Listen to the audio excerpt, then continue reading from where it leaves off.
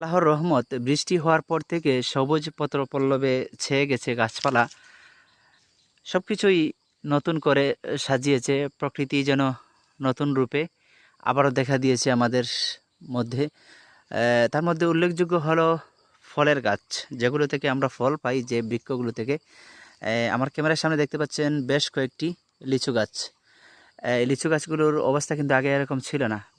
বৃষ্টি হওয়ার পর থেকে লিচু গাছগুলোর রং পাল্টে গেছে। প্রত্যেকটি ডালে ডালে লিচুর মুকুল দেখা দিয়েছে। তবে আমাদের হয় কি, আমাদের এই পাহাড়ি এলাকায় কাঠবেড়ালি, বানর এবং আরও অনেক বন্য প্রাণীদের কারণে আশানুরূপ ফল পাওয়া যায় না। তারপর আমাদের তো কিছু অবহেলা আছেই। প্রকৃতি থেকে আমরা ফুল ফল সব কিছুই পাই, কিন্তু তারপরেও সঠিক সময়ে কিছু পরিচর্যা করতে হয়। যদি সঠিক সময়ে আমরা পরিচর্যা করতে পারি, তাহলে একটি গাছ থেকে দ্বিগুণ পরিমাণ ফলাফল পাওয়া যায়। তো আসলে আমরা কি পরিচর্যা করব? শুধু একটি গাছ লাগিয়ে দিলাম এবং প্রকৃতির নিয়মেই সে বড় হতে থাকে এবং সেই নিয়মেই সে ফল দেয়।